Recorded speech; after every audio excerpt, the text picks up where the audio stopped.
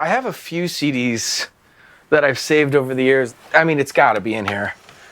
So just how far down do you want to go? Oh my God. Talk it out over a cup of joe. Ah, here we go. Deep into my eyes, Here we go. like I was a Fizzy, fuzzy, big and buzzy.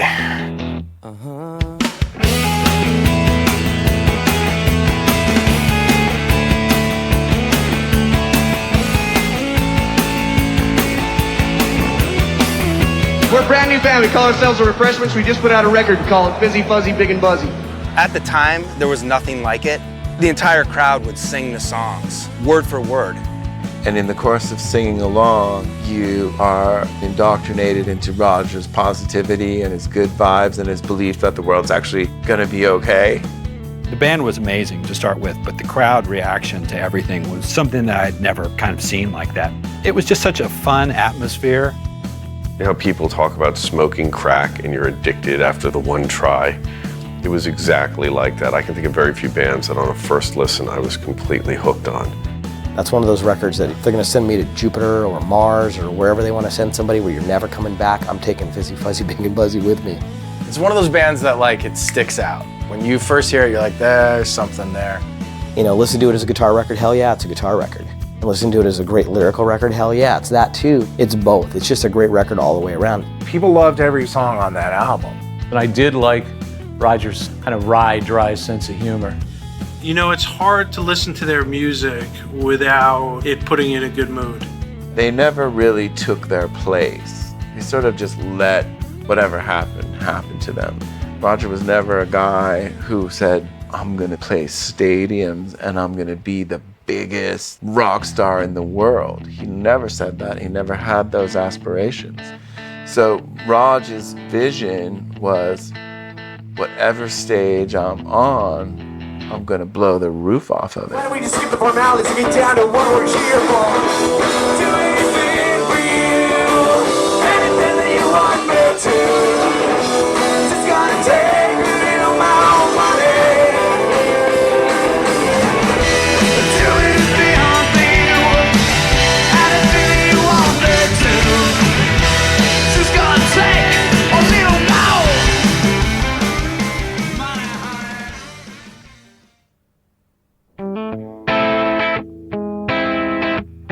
I got interested in music actually very, very early on. I bought a guitar when I was a kid, and it was a cool Sears guitar because I wanted to learn to make music. I got my first drum set when I was 10 and never really looked back. My parents had a little 45 jukebox, and I would sit up in front of that and just push numbers at random. It was like F7, you know, little numbers, and whatever song would come up, I'd try to play to it, so that's how I started. My dad had a Sears and Roebuck guitar in the closet, and I was fascinated with it when I was a kid, but I was terrible in school. I couldn't do anything right in school. So my mom would say if I would study and get, like, you know, good marks or whatever, I could play this guitar. Then fast forward to high school, I was painfully shy and wasn't meeting any girls, and so I wish there was a deeper reason for it, but I actually joined a band so that I could maybe meet some girls in high school. And there were a couple of bands at the time that needed singers, and nobody else was stepping up to it. So I joined a couple of bands and started singing. I felt really naked, standing there with a microphone stand and not having something in front of me. So I picked up a guitar and just slung it around my neck and didn't know how to play it, but I plugged it in and then I tied it around the amplifier handle and just dangled it off there, pretend to play it. And I think it was just that proximity to the guitar that started me picking on it, playing on it. Bruce Springsteen's a huge influence on me. Bob Marley is a huge influence. The Psychedelic Furs and the Sex Pistols. I was a big punk rock kid, had a skateboard. And anything from, you know, old Motown stuff to The Who, The Police, of course. I was in a big Rush phase for a long time. I mean, it wouldn't be being a drummer. I gotta say Doug Hopkins, when I saw him play with the Gin Blossoms, it was just, I want to be that guy. It just changed the direction of my life completely when I saw that. I was gonna stay home and be in a band, and my parents were like, fuck, no, you're not, you're going to college. Didn't play for a couple years, and got hooked up with a couple of fraternity guys and got into a band called Rain Convention. And who's that kid right there? Who's that guy? That little guy. It's PH. It's PH and Rain convention. My first band that played original music was a three-piece new wave pseudo-punk band that I called the Mortals. So there's me with my short hair, my Rolling Stone Converse, and my black Fender Telecaster at the Sun Club probably Tuesday night, Ghost Town. There's probably more people on stage than there are on the floor. In the distance overhead, last time I saw you, 15 feet from being dead. He was just sort of finishing up the Mortals because he was trying to get serious in actually getting his college degree. He was sort of letting the Mortals fizzle out, and then he got his degree and he decided he still had some music to make and some songs to write and some things to say. So he did that, and that was when he wrote the stuff for the Refreshments and formed that band. I knew from the first time that I played with those guys, I'm like, there is something here that people will respond to. As soon as it went from what the Mortals had been to what the Refreshments were becoming, these songs went up a level. They were more creative. There was a great drummer, an amazing creative bass player, and this dude on guitar who could make a hook where before there was space, and the hook was instantly permanent. It became a part of that song that you would miss if it wasn't there. But we started playing and it was just like really effortless, you know what I mean? It just kind of happened. We're like, yeah, this is gonna work. Let's follow this. It was magic. Like it's a feeling you get, the hair stand up on your arms and you feel somehow lighter, and it's really, really exciting. I remember feeling that this is a cool chemistry.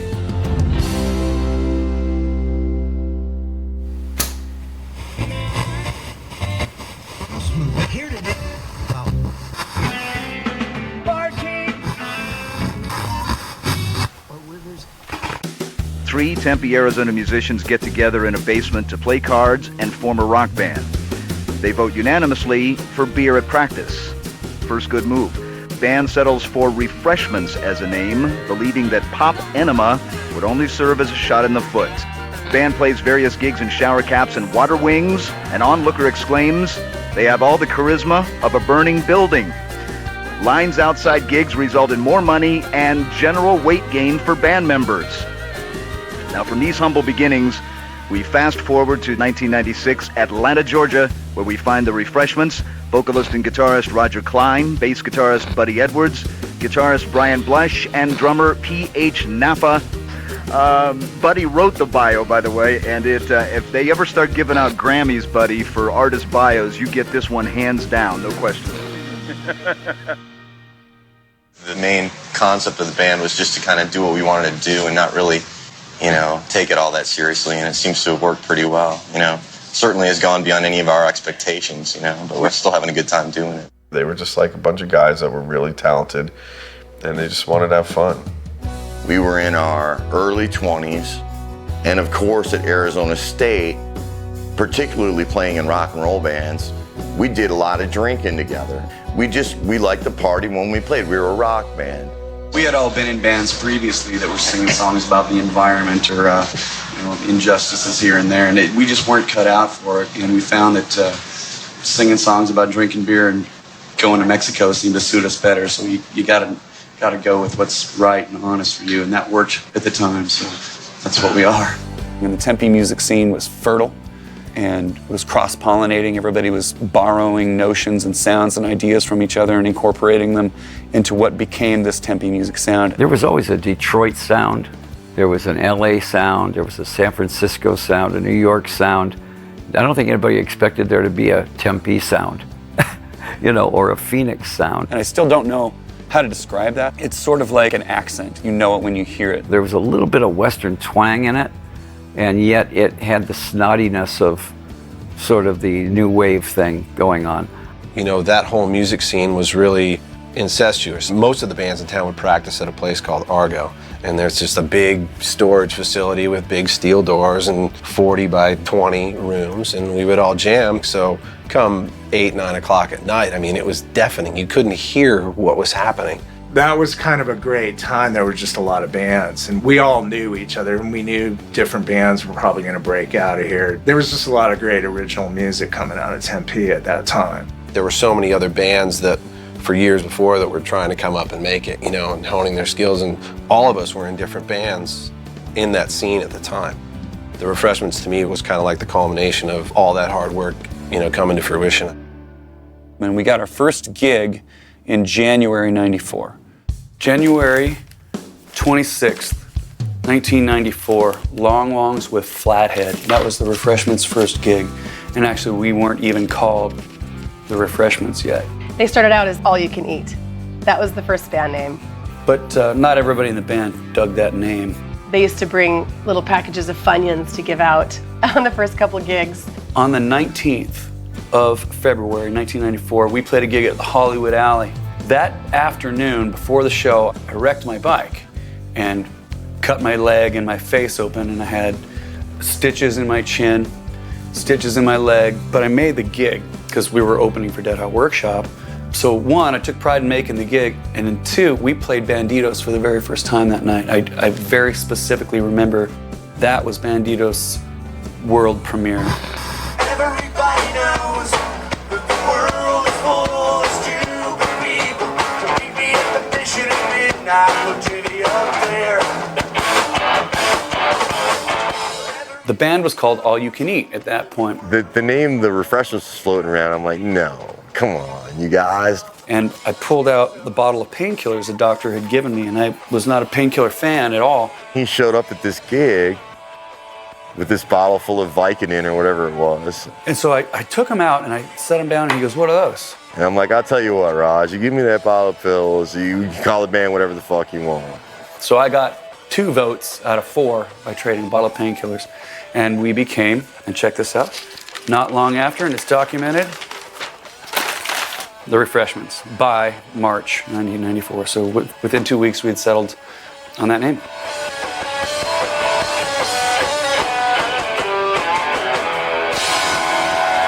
We were working a lot in the college scene, playing as often as we could get a gig. And it went from 1 night a week to 2, to 4, to 5, to 6, and sometimes 7. We went from playing opening slots at Long Wongs and opening for Dead Hot Workshop to garnering headlining slots in bigger places like Gibson's, the Electric Ballroom, which were 500 and 1,200 seaters. We started to garner a following. People started showing up, and then we started having sellouts, and so there was a big interest. And then to fast forward a little bit more, we put out our first album, which was called Wheelie. And it includes Banditos, European Swallow, Sucker Punch, Don't Want to Know, Mekong Girly, a song called Boba, which was an acronym that Brian Blush made up for Buffett on Bad Acid. And it didn't get to stick in the Mercury selection process. That was one thing they really advised that we change. Just call it Mexico, they said, so we did. A little tune called Psychosis, which didn't make Fizzy Fuzzy Big and Buzzy, though we did record it during that time. Got selected for a very, very little known movie called American Werewolf in Paris. See that? She smiled at me. In your dreams. She's not interested in douchebags like us. European babes are charming and sophisticated, especially the French. Yeah, hence the hairy pits. And that's as far as I could watch that movie. I tried. The Refreshments Wheelie album, I first remember I put it on in my office and was listening to it, and I remember excusing myself to the men's room, coming back and thinking to myself, wow, it's still on. I haven't hit eject yet on this. So I thought there's something to this that puts it a cut above the rest. Wheelie came out and the thing started to get even bigger than it was. We were all making a few $100 a week off of just gigging, and I didn't have to have a job. So in about spring '95, I want to say, the New Times in Phoenix was nominating bands as their selection for South by Southwest. And we got selected, which was a huge thing, to actually get out of state and go showcase your music.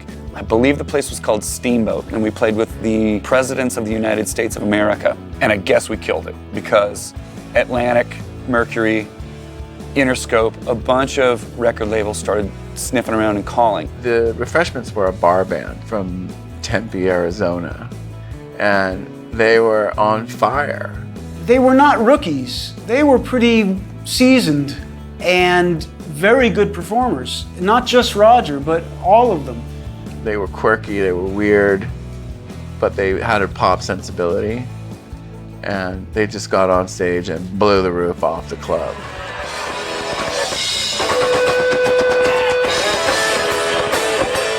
And so we had a conversation, and then the next thing you know, I was managing them. We were courted by labels here and there, mostly at South by Southwest. And I will say that some of them, who will remain unnamed, they were really too cool for school. They were like, oh, let's meet at the Shishi Sky Bar and drink martinis and talk about them, right? And I didn't really dig them. A lot of them put off a vibe that was very aloof. They weren't courting the band, they were really just kind of talking about themselves. So it made the selection of whom we ultimately went with, which was Mercury Records, really quite easy. I met Peter Lubin, who was the A&R person at Mercury who signed the Refreshments, actually at South by Southwest. I remember him telling me out of 100 bands, he could maybe go see 5 of them live and then maybe sign 1 or 2. And he said the easiest decision he ever had was the Refreshments. He just walked in and knew right away. He's like, this is really fun. This is just really raw, fun, vivacious rock and roll. I don't want to sign you to do anything but what you're already doing, and I do want to sign you. I remember saying to Roger, well, you know what? I think we're going to go ahead and do this. I think I want to sign you to Mercury. And I remember him stopping in his tracks and turning to me, and he said, are you suggesting that there's even a possibility that I might be able to do this for a living? And I said, yeah, it's exactly what I'm suggesting. And he said, then I am 100% in. Let's get this done. He made good, and he put us on an airplane to New York City, Winter Arizona band. You know, and he goes there and he's got all this staff that he's meeting. They're wonderful and they all know the music and they're asking about lyrics and all that kind of stuff. And so it was really encouraging and exciting. I thought they were awesome. They had everything. They had great songs. The band was tight. The lyrics were clever. It wasn't like throwaway pop. Roger Clyne I thought he was a star. He was just a really charismatic frontman. He was totally watchable. The band agreed that this is where we should be. And I was allowed to give my yes to the president, Ed Eckstein, who took us to a place called the Whiskey Bar. I wasn't drinking whiskey, I was drinking tequila. And I think I made him drink tequila too. And we're having a ball and he goes, yeah, man, I want to sign you for what you are and what you're doing. We don't want to change a thing. But what I think you should do is like take one of those old like R&B tunes, something like Dock of the Bay, and he had a bunch of obscure references, and I was scratching my head, and he goes, man, I think we should lead with, like, you're gonna cover one of those as your first single. If that works, we'll see if any of that other stuff works. And I was like, what the fuck are you talking about? And I stood up. I was drunk and I was pissed, and I stood up, and my bar stool made a big loud noise, and the bar got quiet. I looked at my bar stool bouncing on the floor, and then I looked back at him, and he's like, ha ha, pick your single, dude. We're off to the races. So we shook hands, and that's how that went. Our original drummer was a guy named Dustin Denham, who was a super sweet guy and a really great drummer and a big part of the band in the early days. Well, it was interesting because the first thing that came up was, we got to fire our drummer, he's a drunk. And that's surprising because most of the songs were about drinking. They informed me at some point that they were going to get a new drummer. And that is very upsetting news because the drummer is critical to everything. And then I got a call from a guitar player friend of mine who happened to be a guy named Brian Blush. He was starting this new band called The Refreshments and said, hey, do you want to try out, be our drummer? And I said, yeah, let me think about it. I had heard of the band, but never heard their music. So I went and I tried out for a couple of days. I did 2 tryouts with them. And then I left on vacation. You know, I was like, okay, well, let me know. And they tried out a bunch of drummers in the interim. I got back home and they said, yeah, you got the job, so. And then PH came along very quickly and they said, this is the guy we want to fill in. He learned the songs in less than a week and we never missed a beat, kept going. Everybody's dream at the time was to, you know, be a rock star and get a record contract and, you know, you're gonna be big and famous. And I was so naive at the time that I was like, yes, you know, we signed a record deal and now we're gonna make a record and we're gonna be famous and have lots of money and I don't have to worry about anything for the rest of my life, right? Whew, boy, was I wrong. This album is The Refreshments' Lo Our Much Praised Yet Not Altogether Satisfactory Lady. And if you look very closely, I just found this not but a couple years ago, that satisfactory is not satisfactorily spelled. It actually says satisfactory. So we did that. But this was a Michael Lustig idea. He said, take a couple of songs that you're gonna put on Fizzy Fuzzy Big and Buzzy and take a couple of songs that are already recorded that you're not and make an EP and put it out. It'll be your first and last independent release. And it became our first, but not our last.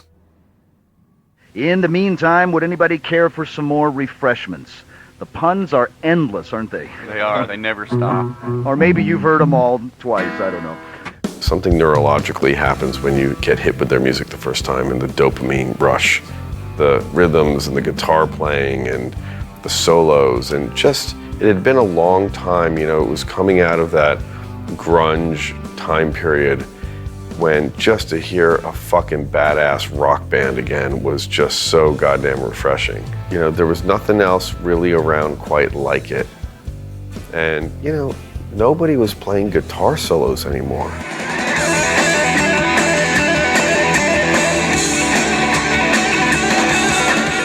First of all, guitar tone comes from the player more than the gear.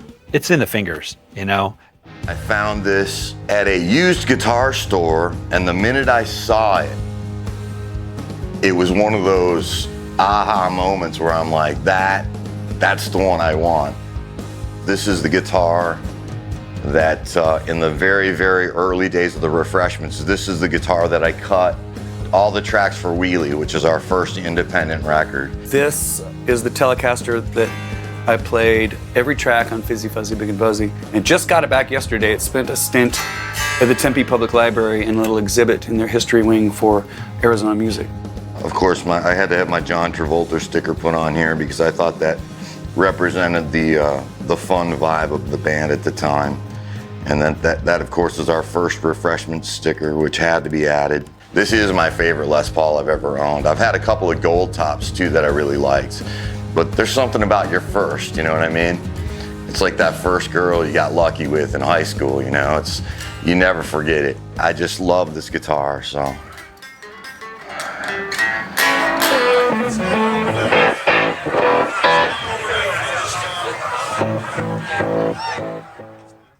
I basically told them from the very beginning on our first meeting that I really liked what they had going live. I didn't really want to change a whole lot other than really capture that spirit that they had. Going from playing gigs and being 3 months fresh on these songs, going to Ocean Way Recording Studios in Hollywood, you know, which is one of the most famous recording studios ever. You know, here I am barely knowing these songs in an amazing recording studio. I mean, you walk into the place and there's 4,000 gold and platinum records on the wall from all the artists that you grew up loving. And it was really intimidating because it was huge. So they get into this and they're like, oh, now we've hit the big time and the pressure's on for them. The songs, the tempos were just like way too fast because we're super nervous, you know. The first song we recorded in the studio, I remember our A&R guy coming in, listening to the take after we've been hammering it for 4 or 5 hours, and immediately he's like, it's way too fast, you gotta record it again. So we were like, are you kidding me? We love it, it's got energy, let's put it out there. So I think he acquiesced, and that's the version you hear on the record. We did a lot of takes, and it wasn't because there was mistakes or anything like that. We just had the luxury of choosing amongst great takes, you know, to find out which one really had the feel and the energy and all that. And I did do editing in between takes, because if there was, you know, take 10 had a great second verse or something like that, I was chopping. That was the days before Pro Tools and digital editing and all that, so I was cutting with the razor blade on the 2-inch tape. And I do remember I had the 2-inch tape in the splicing block, which is the way you do it, and I was holding the razor blade there, and the band thought I was kidding. They thought, like, oh yeah, he's gonna cut the tape, he's gonna cut the tape. And then when I did it, they all freaked out because they're like, oh my God, you cut the tape. They thought that I had ruined the whole thing. But I was like, no, this is how I do it. This is what you do. Cliff said, all right, we got our sounds, we got our tones, we got our isolation, play your songs. And that's how we recorded the record. Then we have a Refreshments cassette. From the warm, sunny climes of Tempe, Arizona, comes the release of the Refreshments debut record, Fizzy Fuzzy Big and Buzzy. Right on. Despite its large bulbous head, its brain is small. An ornery creature, the southwestern tortoise, when cornered or poked with a sharp object, such as a No. 2 pencil or barbecue fork, pulls its head back into its shell. And then I heard the line, so just how far down do you want to go? We can talk it out over a cup of joe. You could look deep into my eyes. Like I was a supermodel. I thought that was great, right? You know, everybody knows the world is full of stupid people. It's just like, is there a better chorus? It's the greatest. And I've got a gun, so I'll keep the money. That's a dark punchline. You know what I mean? I heard it on the radio, and I remember there's certain songs that you turn up. The first time I heard My Sharona, you know, the first time you hear the Nirvana stuff, it was the same thing with this. I'm so sick of that fucking song. God. I didn't even think that song would be a hit. It was just another song. We were sitting in the hotel room. We had a quick Congress and couldn't make up our minds. The vote was split between Banditos and Blue Collar Suicide, so we flipped a coin, and it came up Banditos. And I was glad it did, because I thought the Jean-Luc Picard line, I thought that in and of itself would maybe grab some people's attention. The lyrics caught my ear. I'm so used to hearing kind of mundane, so what lyrics, that all of a sudden there was a lyric that went, Captain Picard. That's in a lyric? The way it was done was so clever. As a songwriter, that's pretty hard to do. So somebody in this organization knew what they were doing musically. One morning, I was sitting there writing, and I was fantasizing about robbing a bank. I was like, I'm out of cash. They're gonna shut off my water. And I was roommates with my brother. He stormed in the house, and he had just gotten in a car accident, and it was totally his fault. And he came home, pissed off, and he told me, he's like, world is full of stupid people. And I was like, that's a really cool line. And he told me about his accident, and he was trying to lay fault on the guy whom he collided with, and it was clearly not their fault. I was like, well, you know, it sounds like they probably think the same thing, so I added everybody knows. I'm like, you know, they're thinking the same thing of you. And he's like, she's like, stupid people. So I worked everybody knows the world is full of stupid people into that song about robbing a bank, and it became Banditos. And it was silly, and it, you know, it was a great kind of catchy song. I wouldn't say it was all the way to being a novelty song, but it name-checked Star Trek, and it was a bit tongue-in-cheek, rebellious. Everybody knows that the world is full of stupid people. Well, I got the pistol, so I'll keep the pesos. Yeah, that seems fair. Well, that seems fair. And that seems fair. Banditos was the first video they made, and they put out the word to their fans that they were going to do a video shoot, and they needed extras to hang out. We had invited 1,000 people to make it look like we were famous, and it was great. Making a music video, I'm 25 years old. This is, the highlight of my life, right? And we bought a bunch of kegs, and we set up a stage out in our hometown in this place called Papago Park. A young director named David Dobkin, who has done a lot of great work since then, like Wedding Crashers and Clay Pigeons, was a fan of the band and agreed to, for a very paltry budget, do a video. I'm sorry. That video was really hard to make. It was just insane. It was hot. The turtle wouldn't walk. I was like, I need the turtle to walk. It was fun. It just had a lot of spirit and a lot of attitude. It was kind of like an indie punk rock way to do things. I used my car, my 74 Toyota powder blue Land Cruiser, because it's the only car I had, and it just fit. My dad played the role of the sheriff, and that sheriff's car was just sitting out front of a used auto place, and my dad just went out there and said, hey, can we borrow this? And they said, if you can start it, sure. And he got it started, limped it to the set, and we used it. The old hat that is in the Banditos video, and used to have a bunch of black cats right there, but my teenage son stole them and blew them all up. And it was just madness the night that we shot the performance part of that at night. And I remember playing Banditos over and over and over again.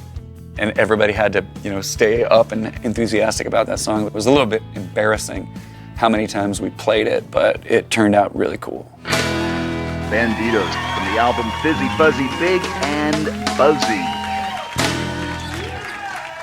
Thank you very, very much. And then that video got picked up on MTV by a dude named Matt Pinfield, who was hosting 120 Minutes. And I was a fan of that show because he was bringing stuff out that was kind of in the dark. It was like, wow, you're bringing out like cult stuff and showing it to the people.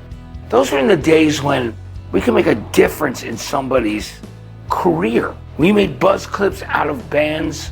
We promoted them. We played them. It was a matter of love of music. And for me, that's what it was about with Roger and those guys. It was a great record, you know? You would always do something for bands that you loved and the Refreshments I loved. Well, you'd pray to get on 120 minutes. Yeah. That was your big coup. And then if you got on 120 minutes, you almost, as a band, as the cool factor went, didn't care. And then after that, if you're on MTV in regular rotation, you're stoked. We needed a name fast. We were already gigging under a name called All You Can Eat, and there was already a San Diego band called All You Can Eat. And the Refreshments just seemed sort of fit the music. It sounded like a 50s rock band that slipped through the cracks, and it was a winner. So at the time, so we went with it, and here we are. We have to live with it now. It did take off really fast. It was basically us getting our friends together to make this video because the label said no one's gonna see it anyway, so do whatever you want. Well, the video ended up going to #1. It was #1 on Billboard Heat Seekers. I remember that. We got our picture in Rolling Stone, which was really fun. There was a time when everything was happening really fast, and even though I think it's a funny term to use the word meteoric, because it usually describes something in descent, our ascent was meteoric. I guess it wasn't really any different except for we heard our song everywhere and we saw our video on MTV and stuff, but it's just playing shows just to more people. You know, we do what we do. We were a bar band from Tempe that got lucky, you know, had good songs and made a go of it. We bought a van. It's an old Ford van, like an extended van. We built a little loft in the back so that 2 people could sleep and you could still store luggage and everything underneath. And it was that and a trailer with the gear. And everywhere they went, they sold the Refreshments with a live show. So it started to march up pretty quickly. And it kept growing and growing, and then we had more money in the budget so we could move from a van to a bus, and it was just one leg after another, East Coast, West Coast, East Coast, West Coast. So it was fun. And it was really exciting for all of us. We were sneaking through the record business when people were going to shows and records were selling, and we were playing amazing radio festivals. We were all part of this same kind of group of bands coming up at the same time that, depending on where you were regionally and what week it was, you might be opening for these 3 bands, and then you might go to another town and they might be opening for you. And it was fun. We were playing to massive crowds. It was a really great time, and things were moving fast. All right, everybody, we're back. Fizzy, Fuzzy, Big and Buzzy is the debut album from my next guest. Please give a nice welcome, folks, to the Refreshments. Just how much down you wanna go, and we could talk it out over a cup of joe, and you could look deep into my eyes like I was a supermodel.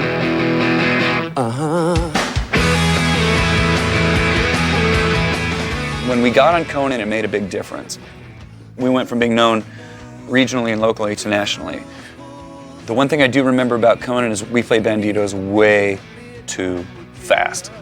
I remember being really nervous, of course, you know. New York City, Conan O'Brien, this is great. I remember the studio being freezing cold. And I remember they were gonna play Banditos, but it was too long for the show, so they had to cut a portion out of it. In order to have it not get cut, because it's a 4-minute and 30-something second song, which is really imprudent for songs. Like, at the time, you're supposed to keep it 3 minutes. Didn't matter. I was scared to death when we were in the green room, you know what I mean? We were drinking a lot, and we clicked up the tempo really fast, and PH kept that tempo going, and we were, you know. Roger in the opening stanza, kind of, because you can hear it in his voice, he's a little nervous, and the first time through the riff, I fuck it up a little bit, but once we got in the groove, we had it, and we're like, you know, it was one of the greatest nights of our lives. That was pretty cool.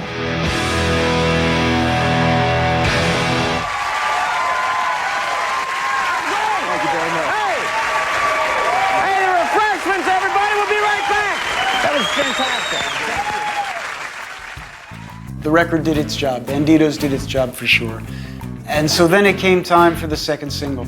Banditos was a big single, and it worked really well. And before actually it had time to decay, like before it actually started to fall very fast off the charts, Mercury made the decision to follow up with another single quickly. And I think amongst Refreshments fans, the choice of the second single is a bit controversial, perhaps.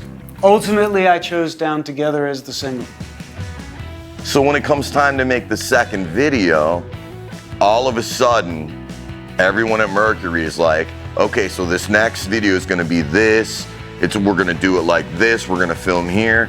Somewhere along the line of the creative discussions, the video commissioner at Mercury said, no animals. Brian's idea was to get a monkey to play the lead guitar. And I just wanted to do a simple performance video. And Michael said, I'll let you do the video as long as you put in a monkey. So fast forward a couple of months, they get us out to LA, they rented a sound stage, and they said, okay, we got your monkey. Under my breath, I'm just laughing. I'm like, I can't believe I got away with this shit. An animal trainer came in and he goes, now listen, whatever you do, no sudden moves, because this thing can literally tear your arms off. I mean, it could kill you, literally. And I'm the one guy who's got to be in the scene with the monkey. Well, this big metal door comes sliding open, and this chimp comes walking in the room, and it looks this way, and it looks that way, and then it looks directly at me. So the monkey, without hesitation, begins to sprint straight for me. And I'm like, this is how I die. I had to get a monkey. I had to have them hire me a monkey. And now I'm gonna die because I had to be a smartass, right? Anyway, the ape jumps up on the couch right next to me, and I'm looking at it and I'm nervous. I'm waiting for it to take a swipe at me. And it looks at me and it puts its arms around me and gives me this big hug. And it loved me. I mean, this monkey loved me. And so I sat back and I had my arm around it, and the whole video shoot, we were the best of buddies.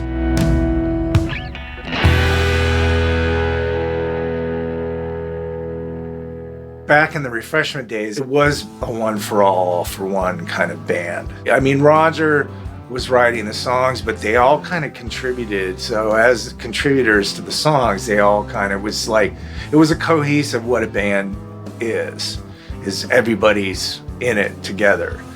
And everybody needs each other. You can't just do it by yourself. Buddy's just like an awesome guy to be around. You know, he's very low key and pretty quiet, but when he does say something, I mean, it would be like, okay, he's saying something, we need to listen, or it'd be super funny, just like interjecting comments. He's incredibly smart, incredibly funny, and my favorite bass player of all time. Great bass player, amazing stage presence. I used to just watch him, out of the corner of my eye playing, and just some of the stuff that he would do, it just make me laugh. So funny. He's an incredible musician, a great on-stage personality, and a very, very sensitive behind-the-scenes person. And I think that may have precipitated his reluctance in participating in the fame part of rock and roll. He read a lot, did a lot of reading after the show. He'd just crawl in his bunk, and I could see him in there with his little glass lights on. He had these glasses with these little lights on them, and he'd lay in his bunk and he'd read all the time. And sort of always had one eye on the door, what else is there in this world? I don't think he wanted to be on the road anymore. He's likes to lead a pretty quiet life and write his books and do the things that that Bud does. That the fight was worth the fight, and everything gonna be alright. And then there's PH, steady as a rock, a fantastic guy. We bicker like a married couple, but our bond is so strong we can say almost anything to each other without any danger of actually, we'll ruffle feathers, but we'll never pluck them. PH is very decisive. He does not equivocate. So when I need a decision, I call PH and he'll go, it's this way or it's that way. In songwriting, when I complete something, when I think it's done, I get to the end of what I can do, the first person I bring it to is PH. He's got a very good producer's ear, so sometimes he'll say, you're crazy, that's not a chorus, that's a verse, and your B section is a chorus. you know, and I'll go ting, take it home, redo it, come back, and the way PH said it could or should be is usually right. PH is the rock. He's just the foundation. He never misses a beat.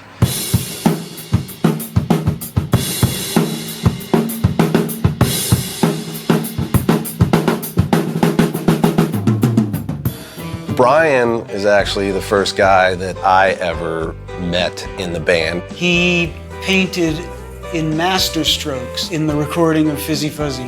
He's got a charm and a speech and like a whole vibration that just is very, very friendly. It's not to say that we didn't have our differences, you know, and there weren't times that he didn't want to punch me in the face and vice versa, but he's great. And his shoot from the hip hooks, they're unparalleled. They're amazing. When I listen back to what he did for all those songs that I brought forth from The Mortals and Into the Refreshments, it's the hooks that really set those songs at a new level. And it's kind of a rare thing. Mike Campbell does that for Tom Petty, and I feel like Brian Blush did that for my songs in The Refreshments.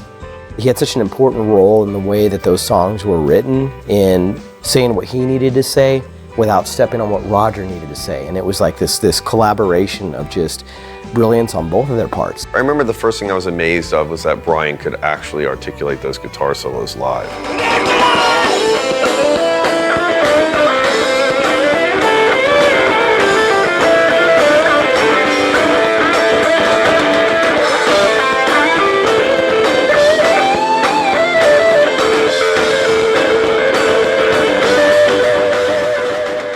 And he went for the throat.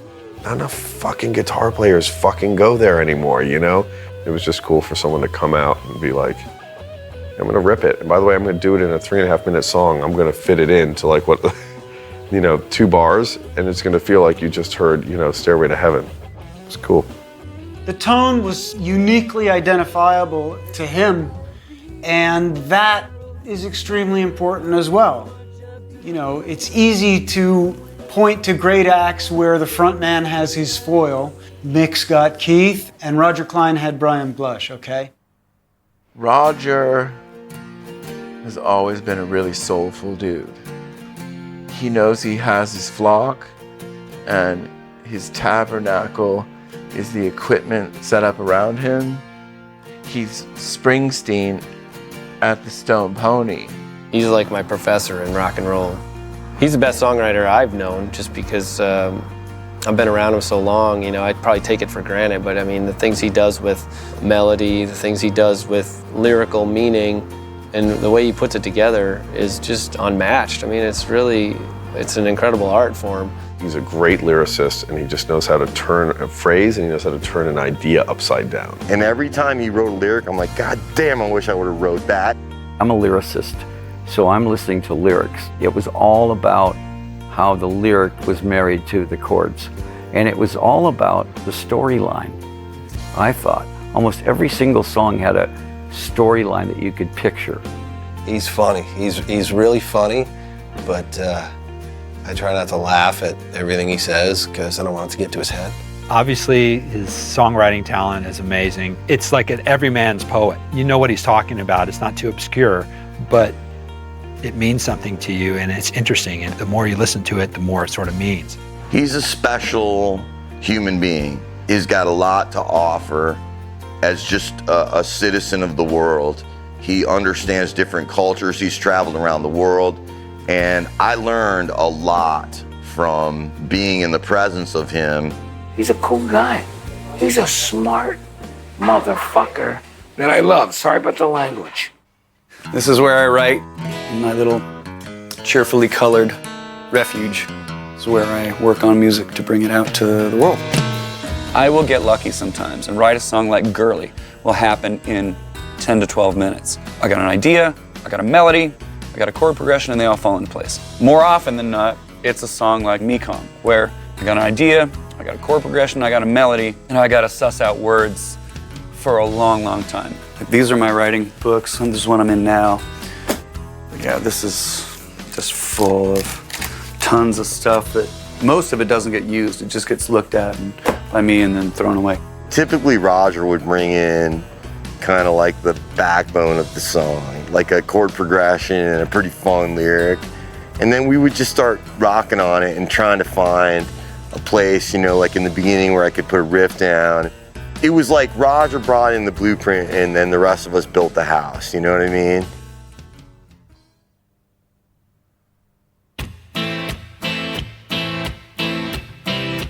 Down Together wasn't a strong follow-up single, and we should have gone for Mekong third. And look, you can see, includes Mekong was supposed to be a single, but we didn't make it that far.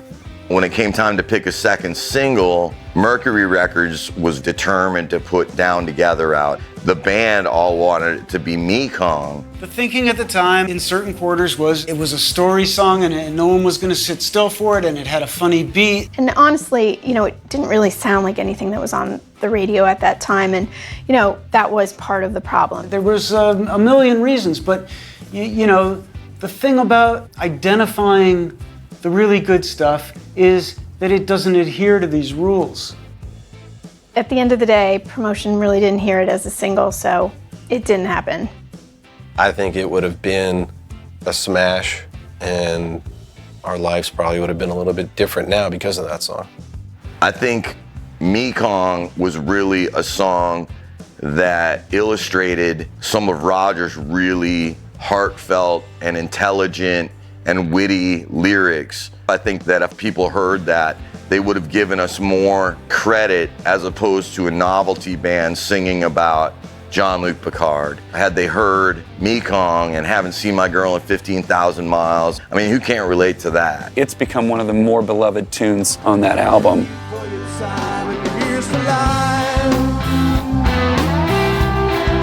It's made in Thailand, and it tastes terrible, and it's what I was drinking when I began writing the song Mekong. So Barkeep, another Mekong please, is ordering another bottle of this, because back in the 90s when I was there, you could get a bottle of this cheaper than you could buy the ice and the Coke that you had to mix with. So the drink of choice down in the Travelers section was Mekong whiskey, ice, and Coke, and these would go pretty fast, but they were cheap. They're like $2 or something like that. Anyway, that's the origin of that song, centers around the title of that liquor and the people with whom I shared it in that time, Mekong whiskey. Don't drink it. It does clear drains.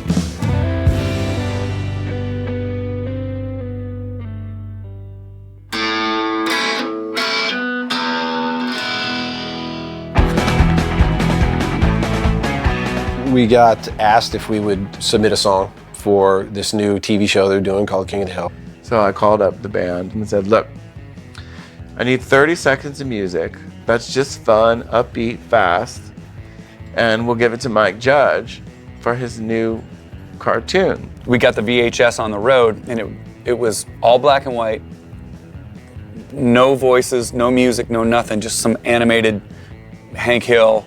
And I didn't know who that was, so I blew it off. And weeks go by, and I don't get any music. Well, the only information there was that it was the writer from Beavis and Butthead. We were told it was going to be a family in Texas. And when I saw that, I was like, we will win this, right? And we were up against Mark Mothersbaugh from Devo and Danny Elfman. I mean, we had a lot of great submissions. I think the problem that we were having early on was Greg Daniels had asked for lyrics. They wanted lyrics too. And I said, I don't know these people. I don't know what to write. And that was a little problematic because everybody was doing pretty stereotypical redneck lyrics. You know, I bring my supper home in a sack and, you know, sleeping with my cousin. And that riff, that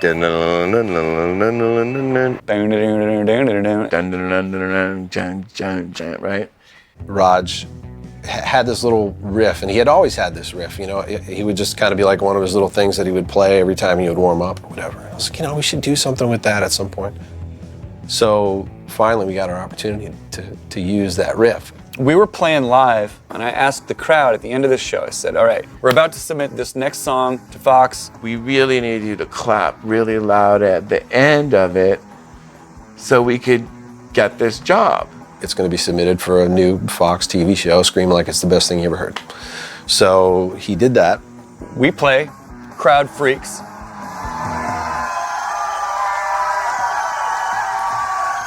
Thank you very, very much. That's for the King of the Hill, Mr. Mike Judge, and from Wichita, Kansas. Thank you very much, everybody. Good night. We'll hope to see you soon. And the next day we sent it in the tape. You and just send it into Hollywood, right? With the Refreshments, there was a lot of things that were clever about their submission, that they didn't use lyrics. They kind of did this bonanza on speed. I get a call a couple weeks later from my manager. He goes, I got to put you on with a couple people. They go, who do you think you are? This is Hollywood. This is showbiz. We don't do things like this. You can't just tell a crowd to yell like it's a great thing and then we think it's a great thing. So I don't edit off the front end with Roger begging the audience to applaud and say they like it. And I just sent the full cassette. So my coaching the crowd to yell like it's the coolest thing ever was still on that tape, and they heard it. And then they called me up, and I was aghast. I didn't know what to say. After enough silence, I guess they let me off the burner, and they're like, we're kidding, man. We think it's great. Come to Hollywood, kid, and record the theme, and that's what we did. This triangle has this sound, which you may recognize from the King of the Hill theme. My dad and I built this at the ranch out of well pipe. PH was using a real triangle, and it was a little bit wimpy sounding, so I said, no, I got the thing. We need to send out my Klein Ranch triangle. He said, hey, can you mail me the triangle? I think it'll be perfect in this song. So I go to the FedEx office with this thing and like clank it down on the counter and go, I need to overnight this to Hollywood right now. It was pretty clear from the moment I heard it that it just stood out. I mean, Mike too just loved it. He was like, yeah, that's good. Let's do it. You know?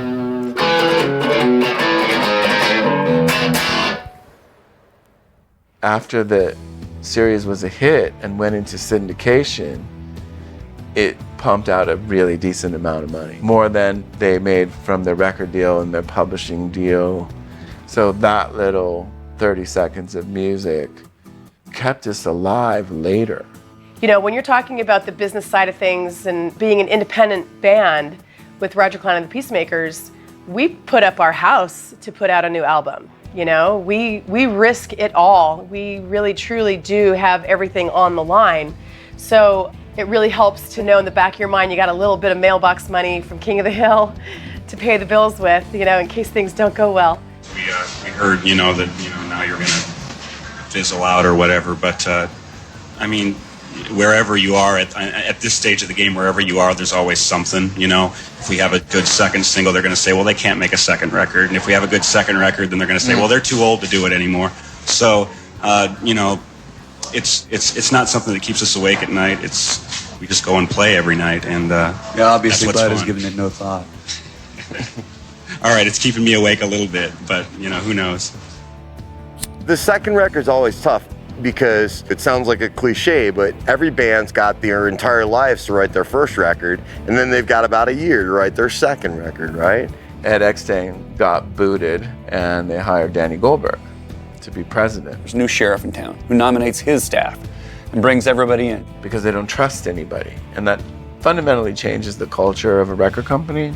A lot of people that were, the flag bearers of the Refreshments were getting let go. Just fired, gone. We were one of very few bands who were kept on the label, so we were grateful for that, but we didn't know what the environment was going to be like.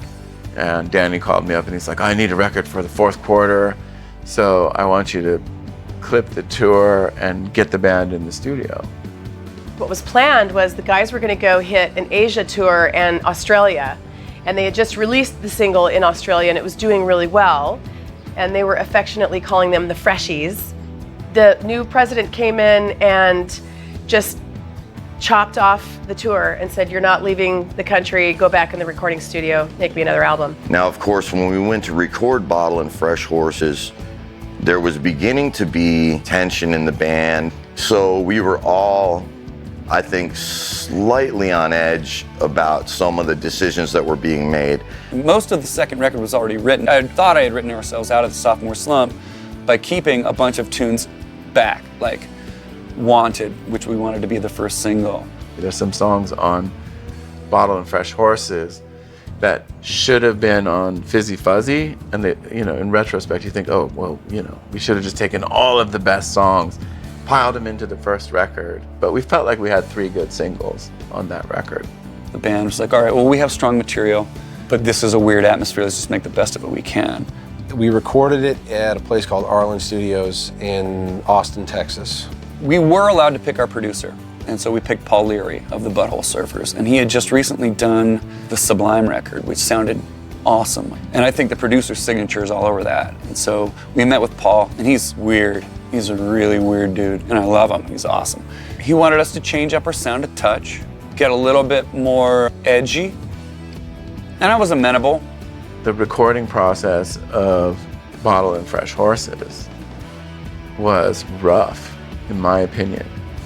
And part of it I felt was Paul Leary, who was producing. He was a very, very cool guy, but he was a colossal stoner. And he was super high, right? Just like smoking blunts at the desk the whole time. Paul would walk in every day. There would be a little side table right next to the console, and there'd be a big Ziploc bag full of weed and a bong, you know? And that was pretty much our entire recording session. Things just didn't click as well as they should have in that recording process, and I think you can kind of hear it. We never did any pre-production. We didn't really work the songs like I think we should have. They should have been far more second nature, far more in our DNA before we recorded them. And I think when you listen to the Bottle and Fresh Horses, there are definitely moments where you hear a tentative quality to the band's performances that I wish we would have overcome before we hit the record button. We're only rushing a record because we think the record company president wants it. So I think that's my biggest mistake in the process of managing Refreshments, was allowing that record to go forward because I believe Danny Goldberg believed in the band and really wanted it. So while the first one was perfectly set up, easy to make, and great execution, the second one was completely fucked. When Bottle and Fresh Horses came out, I was concerned about it because I thought at the time we should essentially make Fizzy Fuzzy Part 2, but Roger and Buddy in particular, they were very interested in trying to stretch out a little bit to kind of take it in a creative new direction, to reinvent ourselves to a certain degree. There were some internal conflicts in the band that were happening then too. I had become used to being the primary songwriter. I figured that was my job. And I think that holding on to that a little too tightly may have created some resentment with the other guys. I remember the record company asking us for B-side material, and I didn't have any material to just shuck out for a B-side. So Brian stepped up and he wrote Good Year for Bad Days. And that was the song that the label picked for the first single. And I didn't even want that song to appear on the record. We asked for Wanted because it was a logical continuance of the themes and the fun of Fizzy Fuzzy. But our A&R guy at the time, he really liked the lyric, I'll trade my white for your Abbey Road, and he's a big Beatles fan. So he was convinced that that's the one we had to drop. Because it's gonna cut through, and it sounds kind of like what the grungy, post-grungy thing is, happened on the radio, and we thought that was wrong. Like, we did not want that, and we issued essentially as formal a protest as we could. People who did hear it were really disappointed that we would make that music and put it out as a single, when in fact we didn't even really want it out. And that thing went over like a turd in the punch bowl. It fell, man. It fell flat on its face, so that was kind of the beginning of the end. Why do you think that song didn't do as well? Because it wasn't a very good song. Welcome to another edition of Conflict. Tonight, Rock Love on the Rocks. We made a video with Jerry Casale from Devo, who I was like, oh my God, we can work with Devo? Like, this is perfect. Jerry Casale made all those Devo videos. They said, hey, Jerry, the Refreshments want you for their next song, Good Year. And I really didn't know who the Refreshments were. And what I liked about the song was that it wasn't really grunge. It was something else. And it was unique because it had a kind of a wry sense of humor. It was dry, it was dark. And then he's like, but I'm gonna shoot it all on digital. And the first little digital camera was like a little flip out. It's not what we have in digital today. I loved the fact that it was video, not film. And budgets were already starting to come down at that point, although the bottom hadn't fallen out of the music video business by any means, but a lot of new bands weren't getting the big budgets. So shooting in video was obviously a more practical thing to do, and you want to use a concept that exploits the properties of video. You don't want to have a film a filmic, cinematic idea and shoot it in video. I've just been told that we've experienced a good deal of audio difficulties throughout tonight's broadcast. I apologize for that, and we'll return to Conflict right after this. So that thing was a complete disaster. And then when Goodyear didn't really hit right out of the gate, we were kind of brushed off at that point. And that was really heartbreaking for us. When the first single didn't fly, the knives were out and the band was dropped very quickly. There wasn't an effort to launch a second single, try harder, make another video, regroup. It was just like, well, it's not a hit, so see you later. And that was the end of that. That's when we parted ways with Mercury, and that's when we essentially went from a signed band to an unsigned band. You find out who people are when times get tough, right? The stress of getting dropped is a major rejection. And artists deal with that stuff in different ways. Sometimes they pull together and they rise up and they prove everybody wrong.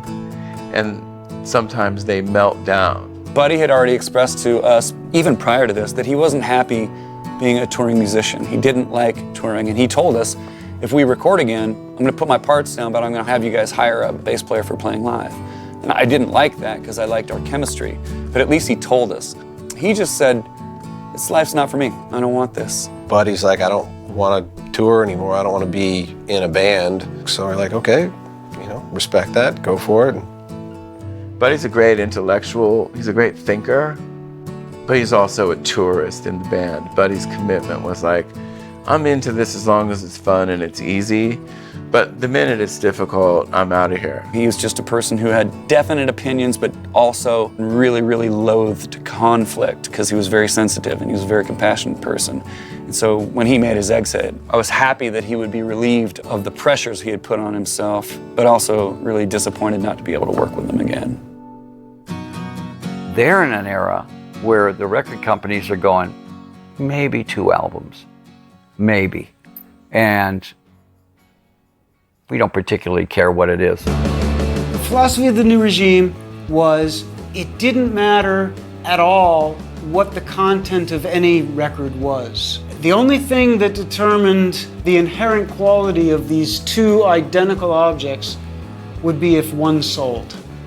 The record business hadn't turned upside down. It hadn't gone belly up, but sales were dropping. And I think at that point, Napster was pretty new. Before the bubble burst, you know what I mean? Every band on every major label felt it. If you saw a chart from the record business at that time, you'd see a graph with the sales just going straight down. Record stores were going out of business left and right. Tower Records ceased to exist. And I gotta think that the business brought it on itself a little bit, because who wants to pay 18, 20 bucks for a record? I think they got a little bit greedy, and it was a natural backlash. Unfortunately, it hit a lot of us. People don't buy a record for the experience anymore. They just, oh, I like that song, I'll take that one, I'll take that one, I'll take that one. You know, you would buy a record, you would listen to it front to back, and you would memorize the order, and you know, whatever song hit you at whatever was happening at this time in your life, it becomes that to you. And I don't think that happens much anymore. I think a lot of bands got fed up with the whole contract kind of scheme and publishing, and you have record labels who are still operating in the old way that they've had before, and they say, all right, we'll sign you to a 2-album deal, we'll give you this much money in advance. Well, in advance means you got to pay the money back. I want to say this for the record company. They did bring us from being completely unknown to 20 years later, I'm talking about our music, you know, and there are people who love that album who would never have discovered it were it not for the help of the record company, you know, and I'm grateful for it. On the flip side, by the time the plug was pulled on Fizzy Fuzzy Big and Buzzy, we had sold around 500,000 records, which was a success even by that day's standards. That being said, it's incontestable and sort of revealing that nobody in the Refreshments has ever seen a royalty check from Mercury Records. I don't know if it was a good deal or a bad deal. It got us to the point to where we are now, so I can't really say that it was a bad thing. I wish I would have slowed down and enjoyed it more, because it went so fast. It just blew by, and I thought it was going to last forever, but nothing does. We used to make a lot of money in Phoenix. Phoenix was a big market because that's where they were from. Brian would take his money and make it disappear very quickly. And it went on and on and on. And finally, that was the thing that led me to go, oh, the kid's got a problem. Brian led something of a more rock and roll lifestyle, and I want to say that that maybe eclipsed some of the priorities that I thought we should have. When I was a young guy, I got my wisdom teeth pulled, and I remember clear as day that they prescribed me Percocet, which is like a painkiller, when I got my teeth pulled. The first time I took a Percocet, I'm like, this is the best feeling I've ever had in my life. Completely naive about the idea that if you took these things, your body would become physically addicted to them, right? When it finally started to come out that it was pills, I didn't think it was that serious compared to other artists that I had worked with who had serious heroin problems and cocaine problems. You didn't really think about, you know, the way we think about OxyContin today. I made a contact in Phoenix and I started buying Percocet to take recreationally. And as the band made more and more money, my habit got bigger and bigger and bigger and bigger to the point where I was spending everything I made. I mean, you know, I was making $5,000, $6,000 a week, and I would spend all of that, and then I would have to pawn even more stuff just to keep myself not from partying, just from not being sick, not going through withdrawals, right?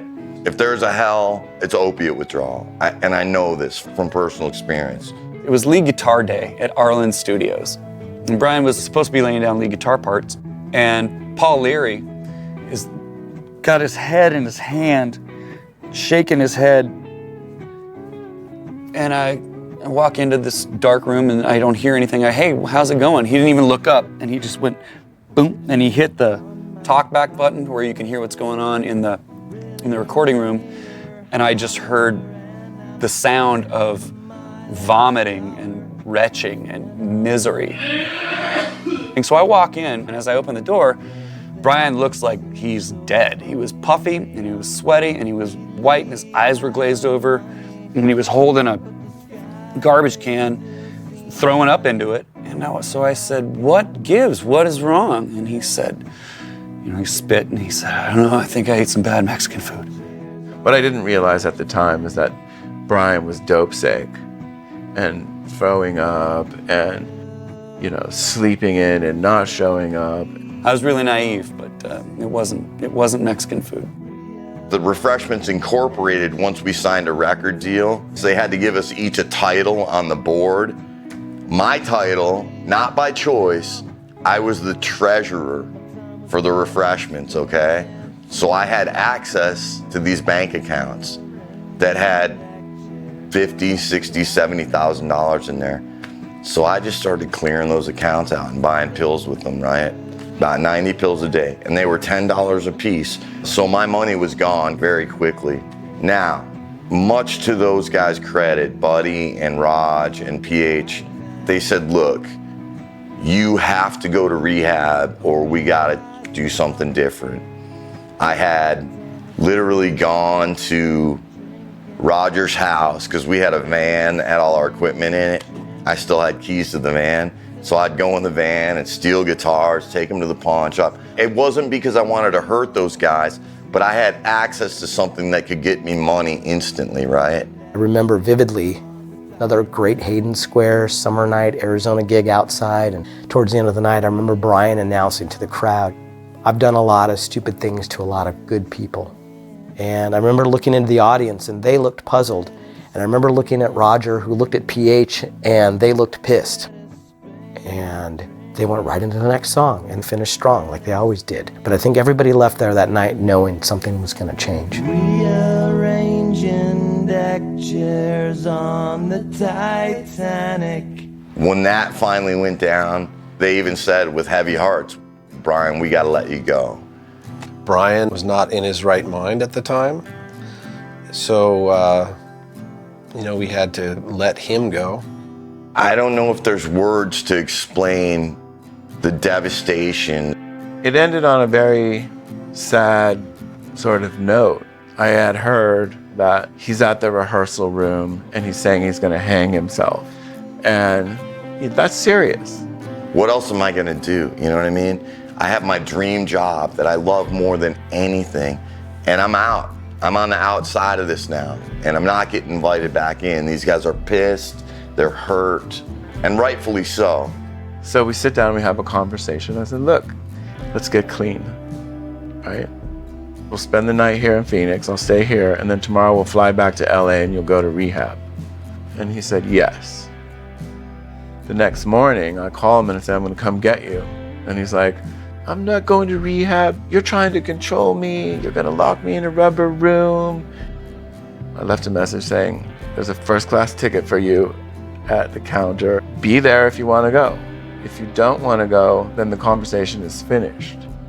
So I waited for him at the airport and he didn't show up. So I called Raj and I said, that's it.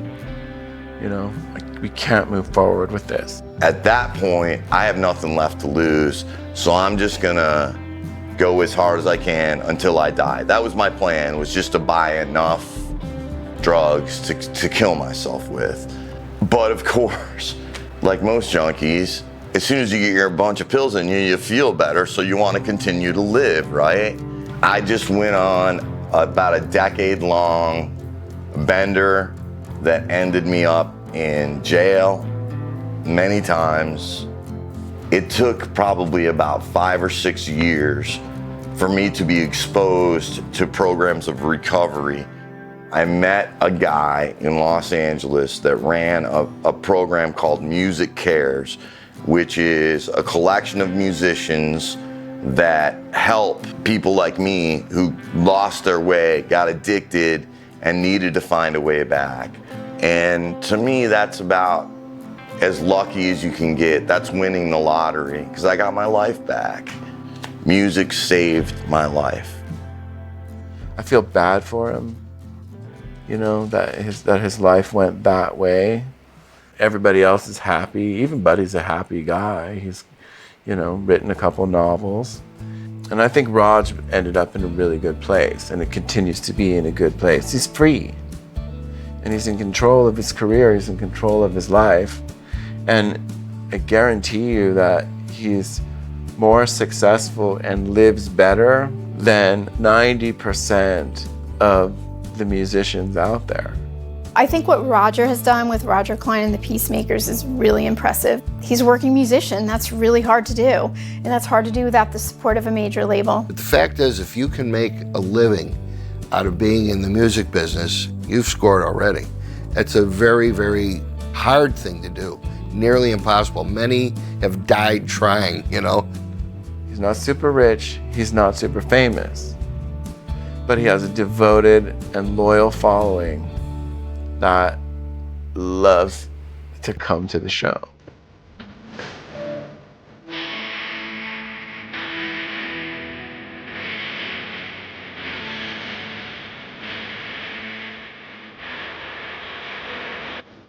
We were basically stepping into a new band with new songs and new people. And the only thing that we did, I thought that was a good move, was we went right back out on the road promoting ourselves as former members of the Refreshments. Okay, the Refreshments are now Roger Klein and the Peacemakers, and there's new music coming. It was like, oh, okay, you know, this is gonna be exciting. It was like starting over. I mean, we had no idea. Raj called me and he said, what are we gonna do? And I was like, start another band. PH and I, you know, we were musicians. I didn't want to stop, and we had started something, and, you know, I'm kind of an ambitious person, and I kept working, I kept writing, got back in the van and built on what we had started with the Refreshments. For a year or so, year and a half, we played just as a duo, playing the new songs, and then slowly we started kind of adding musicians. So Roger and PH would come in, and Roger would play his acoustic, and PH had a stand-up kind of cocktail drum kit, and he would stand up and play the drums. And they were doing all kinds of stuff, songs that Roger had written, new stuff. I remember one night, Roger says, he's like, Swaff, you should come up and jam with me and PH for some songs. I had been working with Daryl Icard and Scott Johnson. I'm like, hey, do you care if I invite Scott and Daryl down to jam too one night? And he's like, nah, man, just have everybody. And that's really kind of how the whole Peacemakers started. They went to PH's house and made a record. And I think that the first Peacemakers record is quintessential Roger. Cheers, everybody. La vida, here's to life. Life!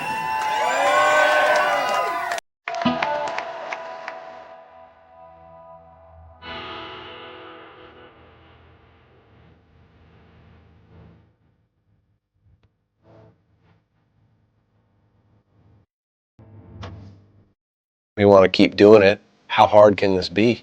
Let's go out and get in a van, get our gear, throw it in the trailer, and start playing all the places that we used to play.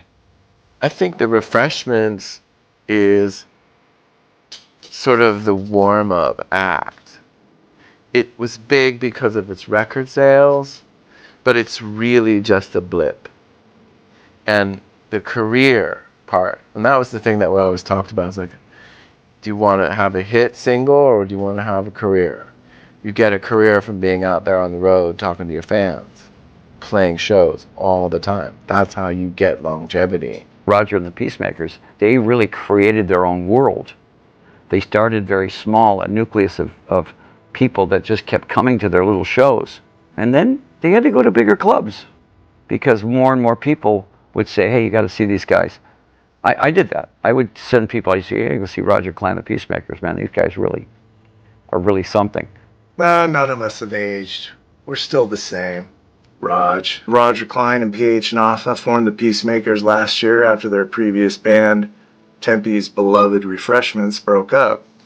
Everything is kind of cyclical. It comes around and goes around in a circle, and somehow we all end up back in Tempe. We thought, well, this will be our chance to talk him into doing Roger Klein and the Peacemakers. And then that way, if the Peacemakers membership becomes fluid and there's people that come and go, then it doesn't matter. We don't have to start over from scratch and do another band name. Little by little, people just come, and some stay and some go. We picked up Jim Dalton. PH's first words to me were, "You look like Brian Blush." I go, "Oh, really? Interesting." Then we played the song, and he goes, "You sound kind of like Brian Blush."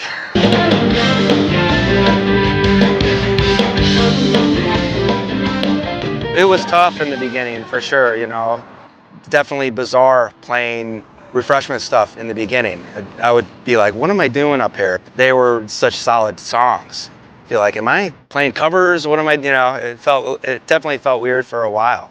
When you see videos and things like that, it's like, God, I hope I'm doing these things some kind of justice, you know. Roger Klein and the Peacemakers may have been ahead of the curve a little bit in terms of declaring themselves fiercely independent. The Peacemakers have been touring pretty hardcore since 1999, 2000.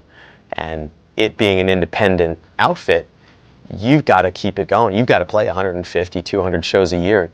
They live life on a bus. It's not as glamorous as you'd like to think. It is a blue-collar, hard-working operation. I mean, they were the prototype for what bands have to do now. Only they were a step ahead, I think, of everybody. They had to create their own world and bring the fans with them. When it came to the Peacemakers, I was like, look, we can sell records direct on the internet.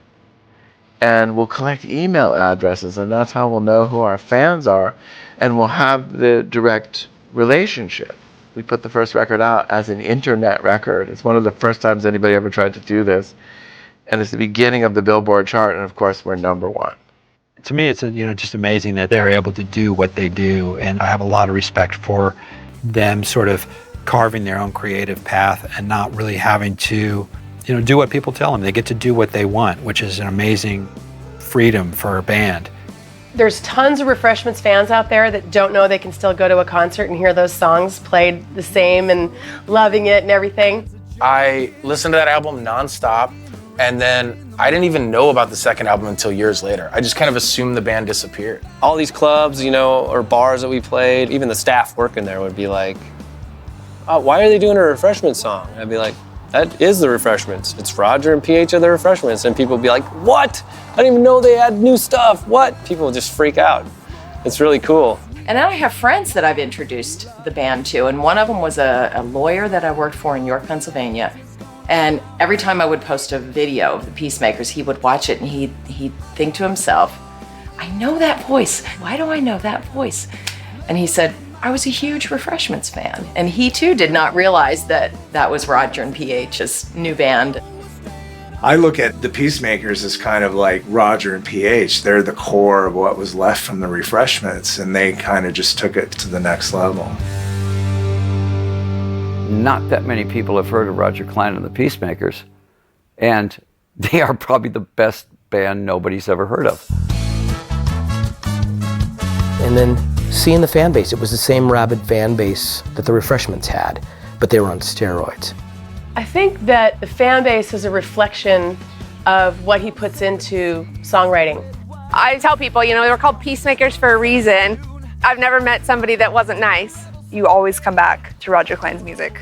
You always come back to it. It just never gets old. You might stop listening to it for a few months, but you always circle back. It's a staple of my life, and I want to share it with everybody too. It's got this community that's built up sort of around it, and there's a sort of a feeling of belonging to a group that other people might not know about, that you want to bring them in on. When you see all of those people that those songs mean so much to all in one place, it is like going to church. You always know there's going to be some people that you're going to get together with at one of the shows. There's a lot of the same faces, and there's always new faces because people keep bringing more people. I remember seeing a show and just people in the crowd going nuts and singing every word to every song. And I probably watched the crowd more than I watched the band because they knew every word. And I kept turning around to my friend saying, what is it? Are these 40-year-old people that are hopping on a bus and following this guy around everywhere? It's a high energy show. They get up there and it's like a party, which is great. Very few bands can do that. I've probably seen now 2,500 shows. I don't know how these guys do it every night. I get worn out just watching them sometimes.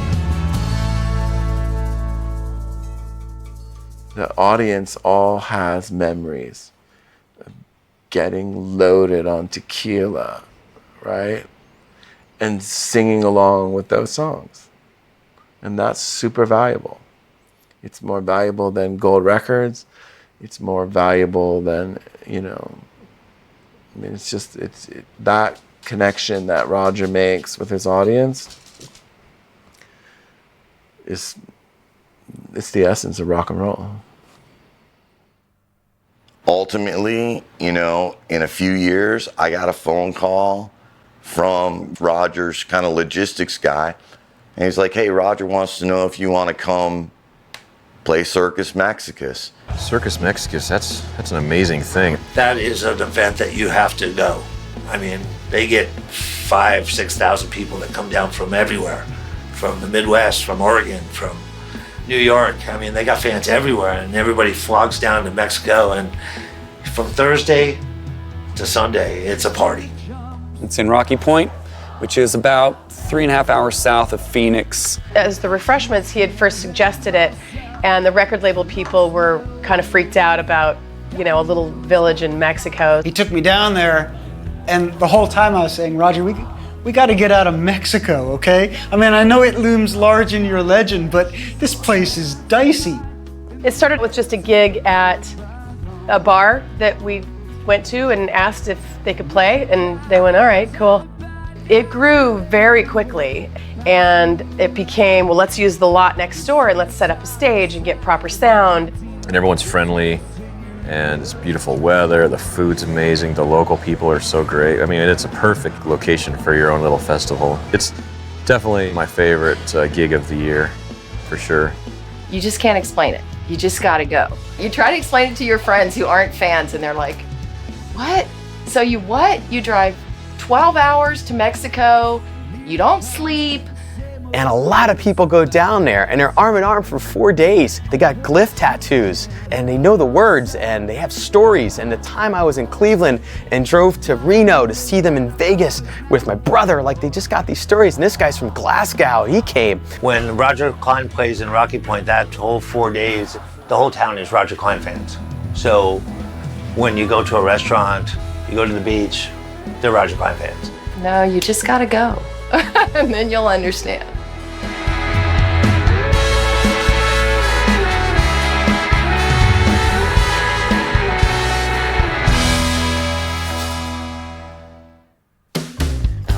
Basically what I'm doing in the days leading up to Mexico is taking both of our albums and running them once a day to refamiliarize myself. Even though I wrote all the hooks and solos and stuff, it's been 20 years. So because it's the 20th anniversary of our most successful record, there is a lot of anticipation about seeing the band perform those songs live. And I've battled demons in my life and I've had difficult times and, like everyone does. The one area where I feel like I am where I'm supposed to be is on stage playing guitar.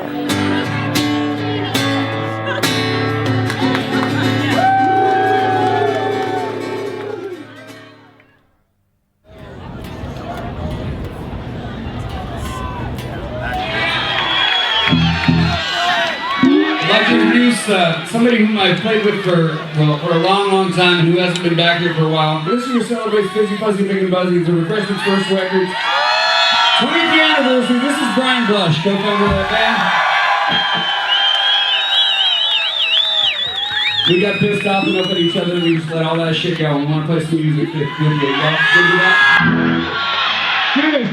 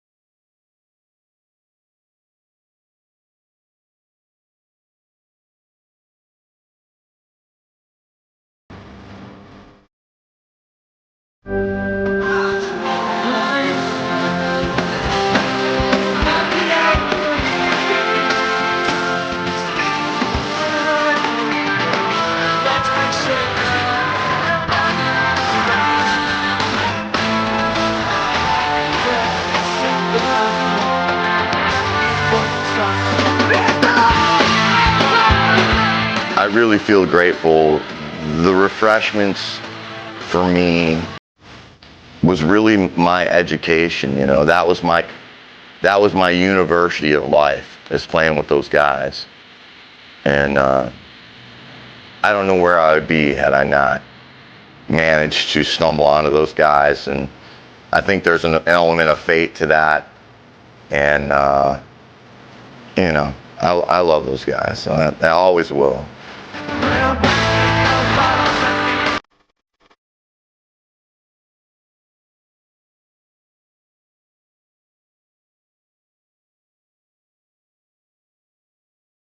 There have been times when fellow musicians, friends, traveling companions, and I have parted ways. It's been rough.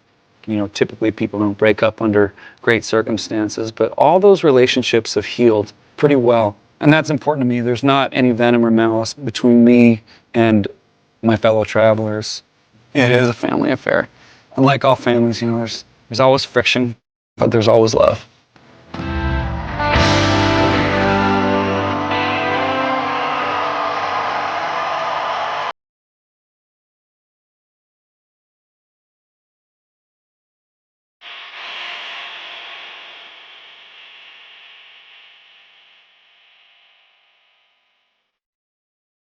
So just how far down do you want to go? We could talk it Anyway, look at those kids. Youngsters, peachy facey. Some people wonder if it's a super fan or a stalker fan. That fine line there. Or my friends at work call it the man crush. You know, Kyle, the sound guy, he just told me he's enjoying this. It's unbelievable. He doesn't know the first thing about any of these geezers that we're talking about. Can edit this out while I'm thinking, right? And I remember specifically that I sent my assistant, I sent her to the show with the instructions of coming back and telling me, you know, is the front guy cute? Because I never trusted that I was a good judge of that. And she did come back and tell me, are you kidding me? He's drop dead gorgeous. Was Roger too good looking? The look, the Roger frontman look. He's a stunning guy. I'm laughing my ass off, sorry. Oh, okay. That's fine. I'm doing the interview right now. If you wonder where I'll be in a year, I'll probably be sitting right here. I thought that isn't going to be me. I'm going to do all these cool things. It is all about one thing, love. There's only one thing real in the world, in my opinion, that's love. Everything else is filler. Here's to life. Here's to life.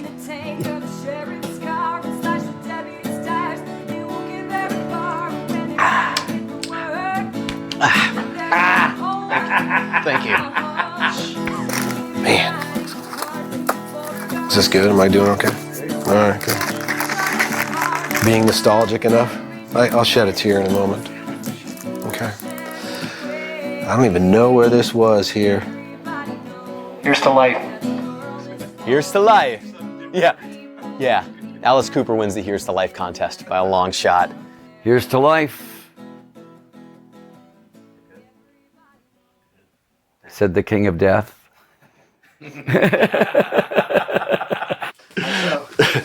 Cut. Everybody knows that the world is full of stupid people. So meet me at the Mission at midnight. We'll divvy up there.